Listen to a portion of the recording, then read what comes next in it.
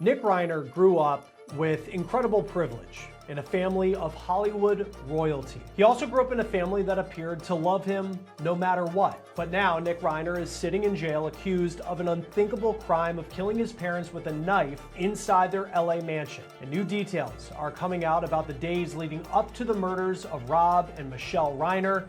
And I'll tell you the new report that is out shedding light on the mindset and the potential mental health issues that Nick Reiner was diagnosed with in recent weeks and how that could factor into his defense, but also what potentially prosecutors may point to prove that this wasn't just a murder, it was a premeditated killing. We're on The Case, presented by Law&Crime. I'm Chris Stewart.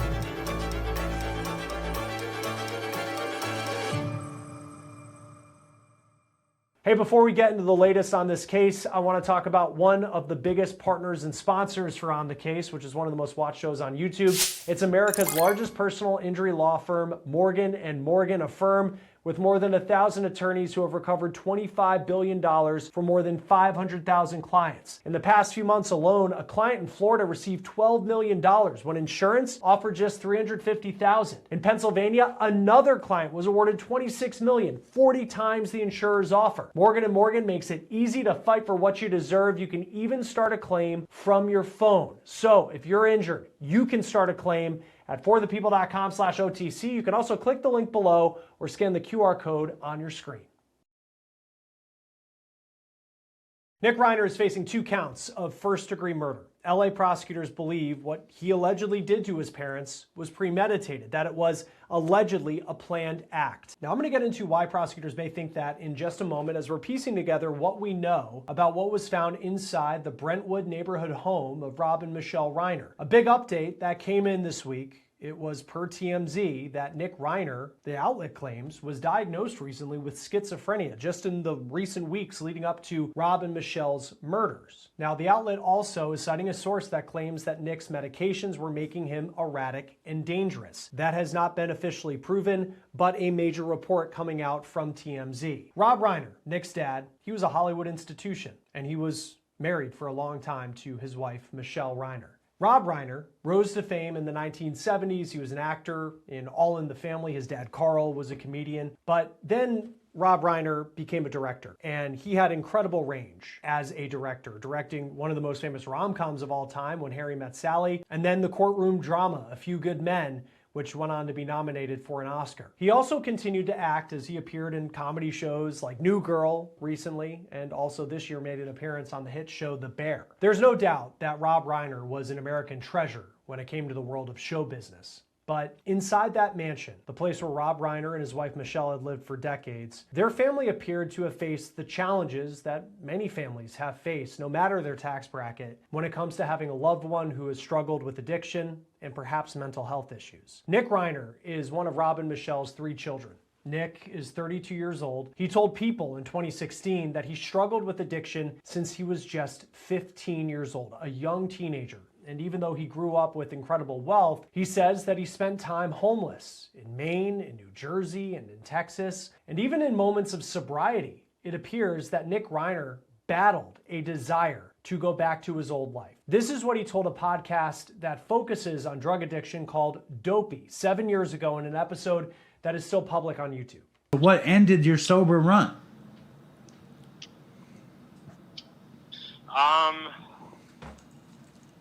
I don't know. I just didn't want to be away from home, and I just wanted to come back home. But you also wanted to get back to smoking weed and whatever. I'm not judging you, Nick. I'm just like the show. Like there's there's thousands. You know what it really was? What? You know what it really was? It was like I kind of knew that I wanted to relapse. Basically, I didn't even want to call it a relapse. I just wanted to get back to my old life of like smoking weed, kind of taking some pills, like doing whatever I wanted. Yeah. And I knew that if I started to do it back in Maine, I wouldn't really be able to do it.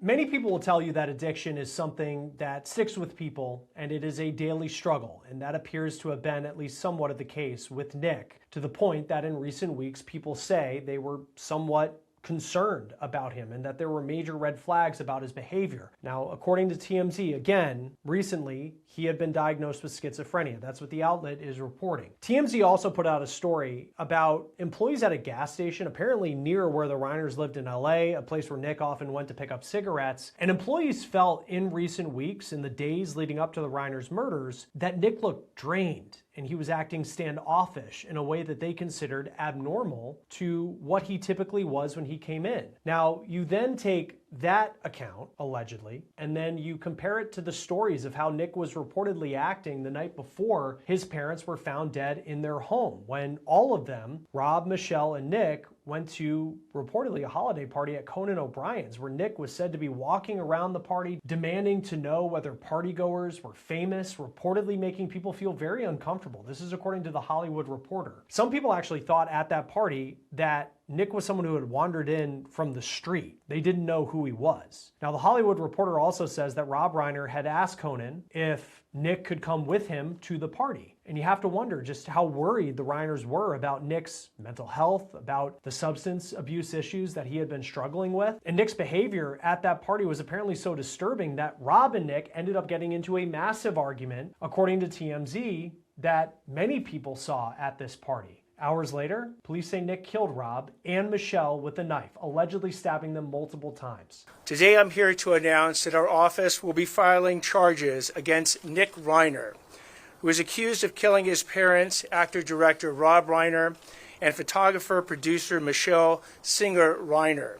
Now, that is the moment the district attorney for Los Angeles announced the charges that Nick is now facing. And that brings us to the argument that prosecutors are making that Nick committed first-degree murder. Now, it's unclear what specific evidence prosecutors have that truly links Nick to the killings of his parents. The DA said that a knife is believed to be the murder weapon, but the DA wouldn't confirm whether they actually have that weapon. I spoke to criminal defense attorney Natalie Whittingham-Burrell about what prosecutors may have to prove when it comes to first-degree murder, and this is what she told me. We also know there is reportedly more than one scene linked to the murders. At 4 o'clock Sunday morning, so hours after the family left this holiday party at Conan O'Brien's, Nick checked into a hotel in Santa Monica, which is about 4 miles from his parents' house. The next morning, staff found the room covered in blood. This is according to TMZ. The outlet also said that Nick looked, quote, tweaked out when he checked in with a credit card. They do mention that he didn't seem to show any signs of having been in a physical altercation when he arrived at the hotel.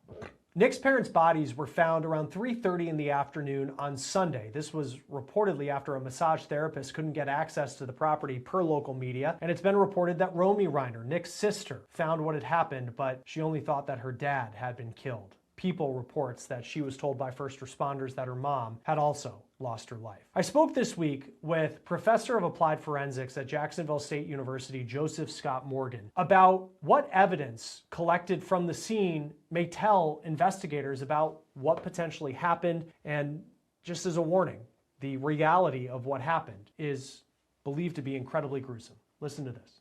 Chris, that's up close and personal. You know, it's not like you can do this at arm's length, okay? You have to be in this individual space, and you have to have a will to do this. This takes a tremendous amount of energy. All we have to do is look at Idaho, for instance, and any number of other cases involving edged weapons. It takes sustained attacking. It also takes, well, I don't know how to paint this. It also, to me, anytime I see this, and particularly when you're talking about multiple, you think of a maniacal person that's doing this, because one of the terms that we apply in death investigation to a knife attack where you have multiple injuries is actually overkill. And I'm not saying that that's what this is. It sounds like it, because we're getting reports that, you know, the big thing has been like, you know, throats have been cut. Well, they didn't say that, you know, in the release. That's speculative. However, it's certainly plausible. And then and that's a slice or an incised wound. Then you have stab wounds. So there's two separate types of sharp force injuries that you can have. There's one other one that's called puncture wounds, but it's not related to this, not like with an edged weapon. So think about stabbing. Stabbing is deeper than long in relative to the injury, and slicing or incising is longer, but it's more shallow.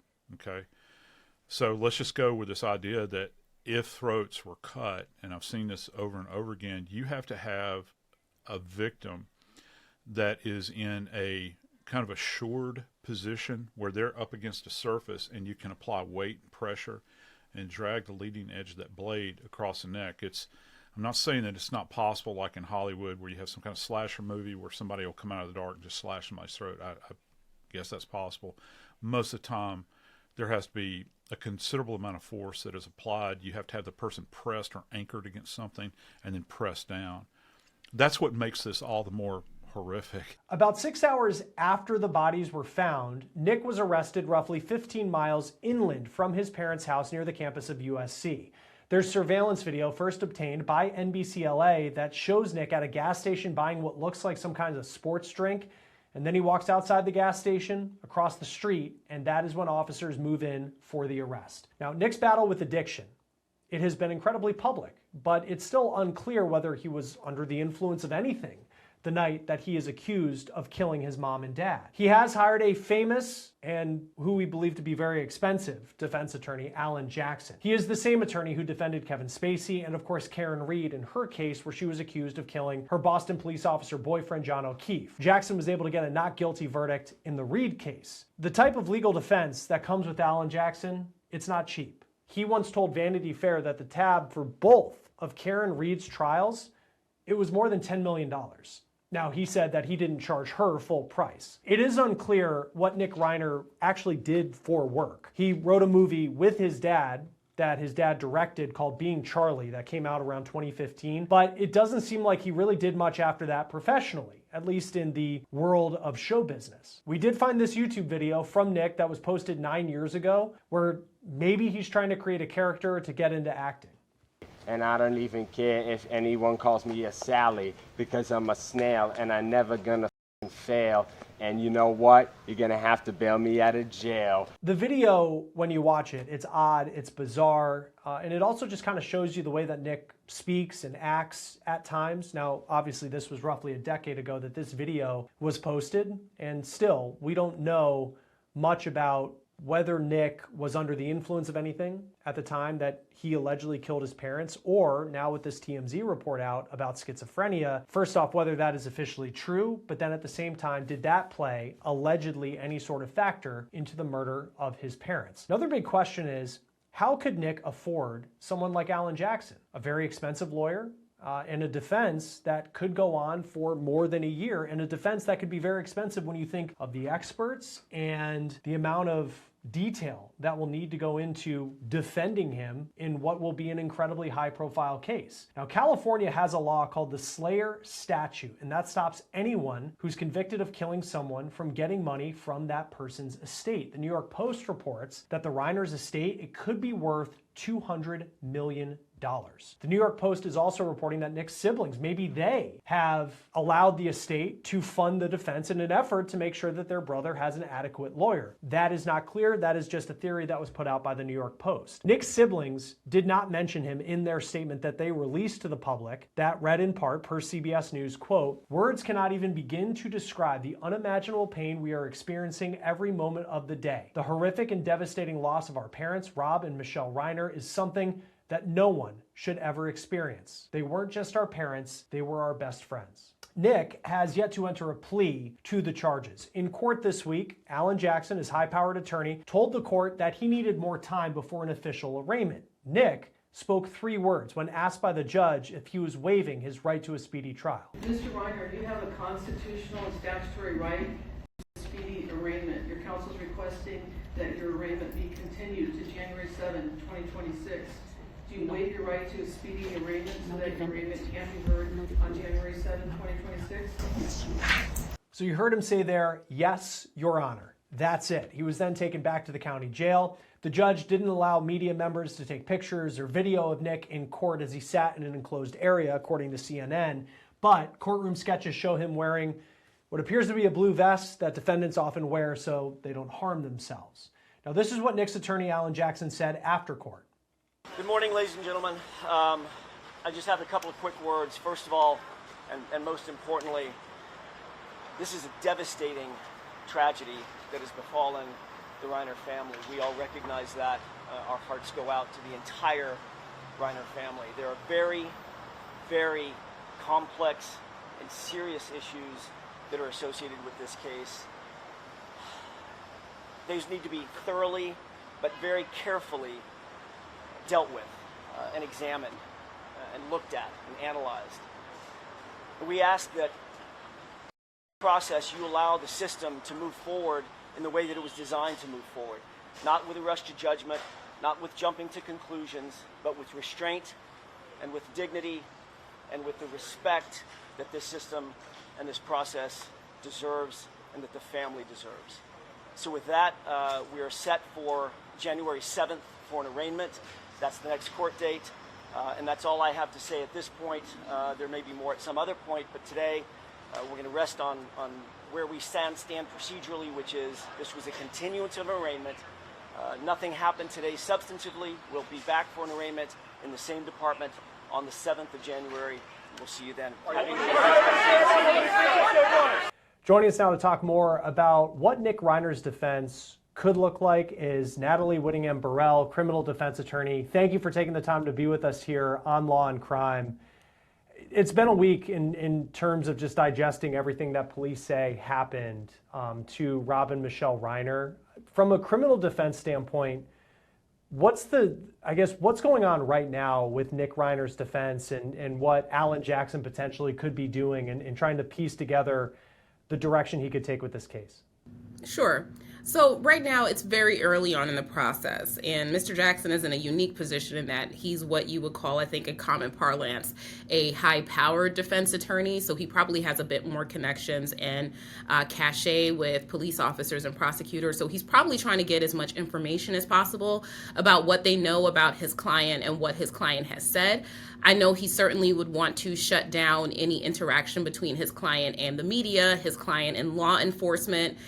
He wants to get in there and make sure that, no statements are going through to law enforcement, that he's the one that's getting all the information. Information control is extremely important in the beginning of any case. So I'm sure that that's what he's focusing on. And then more than likely, just given what we've heard in the media, he might be going towards getting Mr. Reiner assessed for mental health, drug and alcohol issues, to see whether or not he could have been under the influence at the time that anything occurred, if he made a voluntary or involuntary statement to the police based on his mental state. So he might be looking to get his own expert on mental health and addictions. When it comes to Nick Reiner's past, we know, and he was public in interviews, that he struggled with addiction. He spent time that he was homeless, and it goes back to when he was a young teenager that he was struggling with addiction. And then, of course, there's just been a ton of stories and anecdotes in the media that have come out, questions about his mental health. How could that play into his defense and the story that Alan Jackson may tell if this eventually goes to trial? Right. So he could be seeking to pursue some type of defense of a diminished mental capacity, because for anything that, first of all, it's the prosecution's burden to prove beyond a reasonable doubt that Nick Reiner is guilty, right? That's the first and foremost thing. We know what we've heard in the media. We do not actually know what the evidence of the case is. But let's say that they have enough evidence to prove that it's Nick Reiner who did these things, who killed his parents. Then his attorney would be looking to see whether or not you can raise a defense of he could not have formed the intent because of either a mental health issue or he was under the influence of a certain substance. And in different states, various states, I don't practice in this, the state of California, but in various states where these things do occur, there are ways in which you can put forth an insanity defense. In various states, there are ways in which you can mitigate down a first-degree murder down to a second-degree murder or a manslaughter, greatly diminishing the amount of time that your client is looking at in prison if you can show that at the time of the offense, they could not form the requisite mens rea, meaning that they could not completely understand what they were doing, or they did not have the intent to kill, but they were under the distress of being either intoxicated voluntarily or having some type of mental health problem. So that's why I do think that this is what his attorney would be looking at right now. What goes into the decision?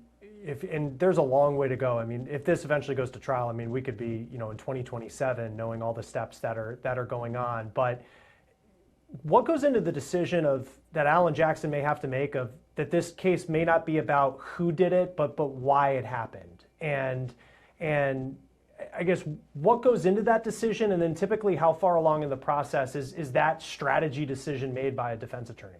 Yeah. So it just depends on each individual case, right? So some cases, you get the case, it's on video, or you get the case and all things are pointing to your guy did this.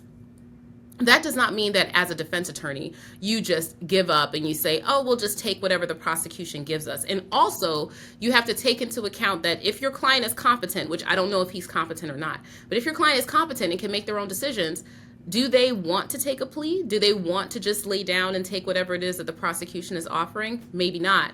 So then that is what would drive you towards going to trial. And then, as you said, there could be some mitigating circumstances around it that would make it so that a jury might think, there was some type of justification here. There was some type of mitigation here. There was something that was a force on the person, like their mental health, like drug or alcohol, that would make it so that they committed this crime, but they didn't really have the intent to commit this crime.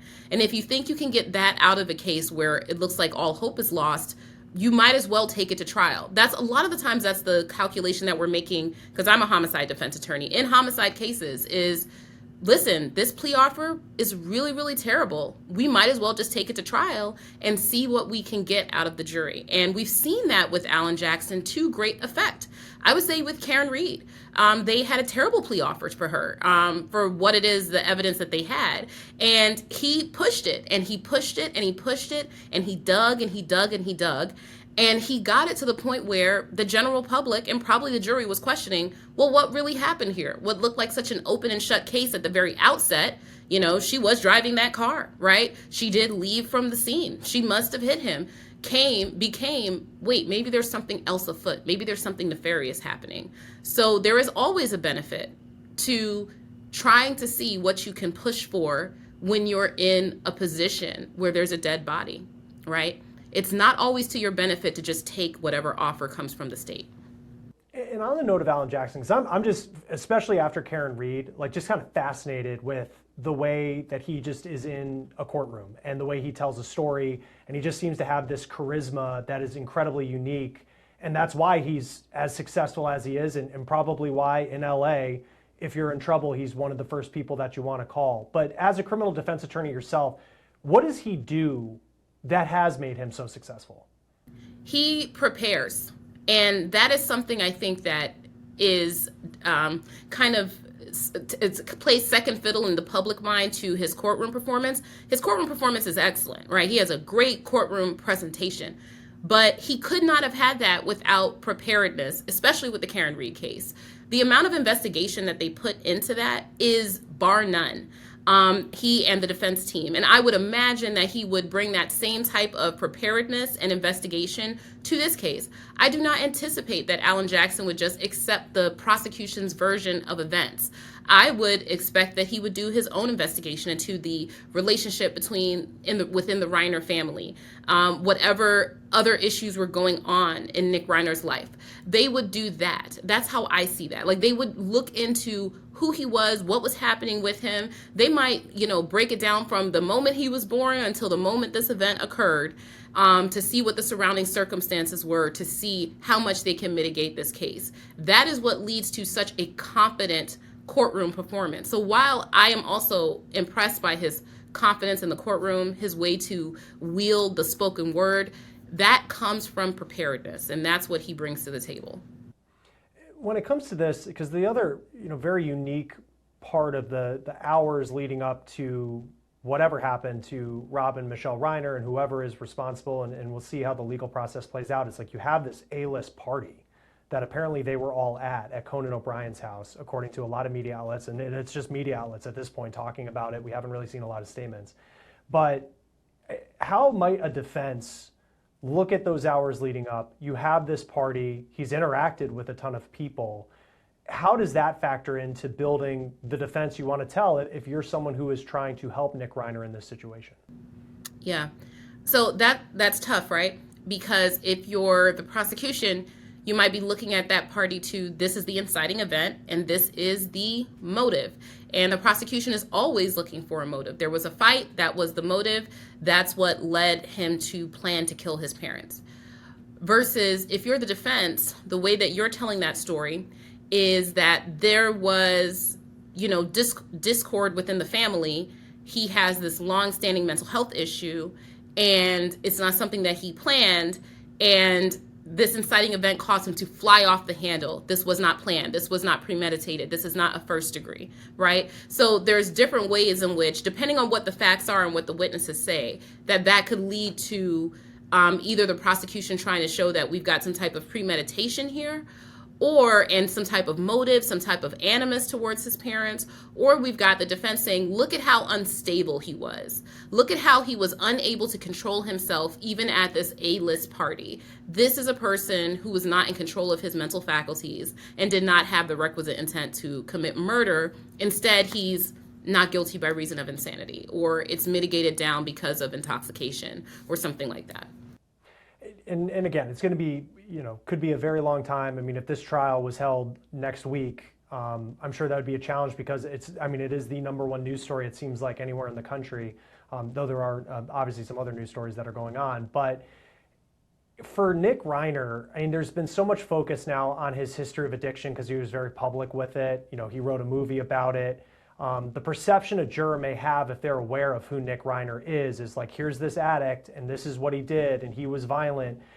How might the defense battle those perceptions if you end up having jurors who are aware of the story because of all the attention it was getting? Not to mention, it seems like Rob Reiner was someone, I don't know him personally, but was beloved by a lot of people for his work, but then also all the outpouring of support after they were killed. Yeah, I think expert witness testimony helps you the most with those types of situations. So if his addictions issues and or mental health issues do come into play in this case, say that it is the progenitor for the defense in the case especially, then what Mr. Jackson is going to want to do, and what he will do, is get experts on mental health, get experts on addictions, and or even a toxicologist, and see what are the effects of certain substances on the system and how can they make people behave. That even if you may be morally against taking certain substances, and look at the result of it, it can lead to horrific outcomes.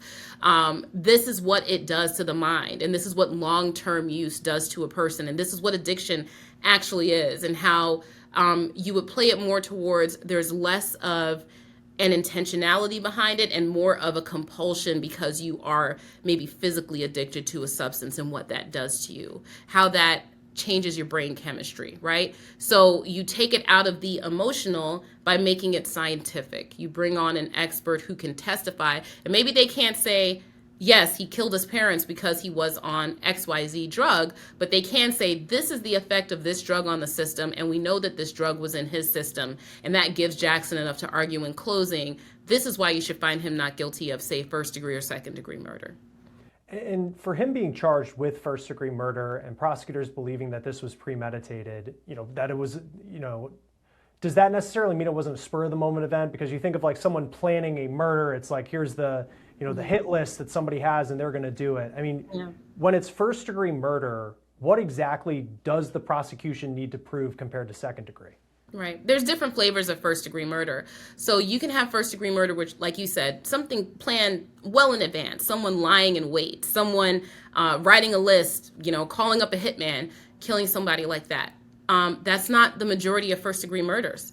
A first-degree murder can also form during the premeditation aspect, can form during the act. So unfortunately, my understanding is that this was a stabbing event.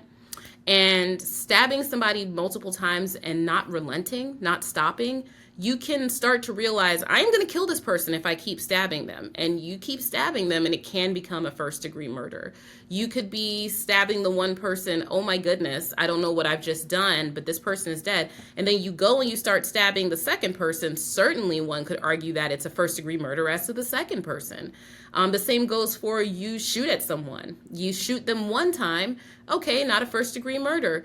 You shoot them 20 times. I mean, by shot number 5, you know that what you're doing is killing this person.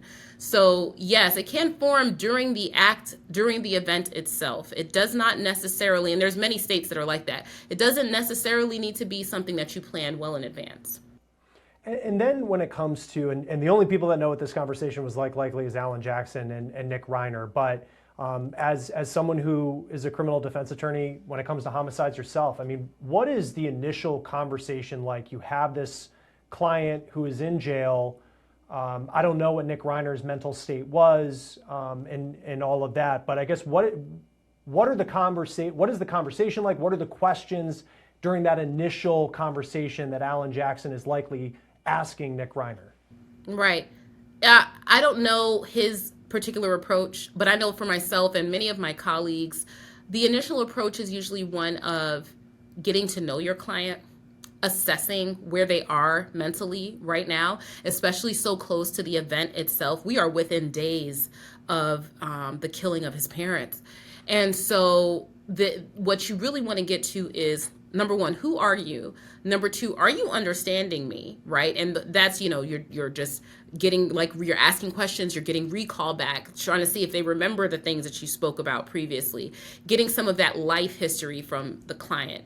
I don't, in the first visit, and many of my colleagues do not, start off with, tell me what really happened, right? Because honestly, right now, that is not your concern, not at this particular moment.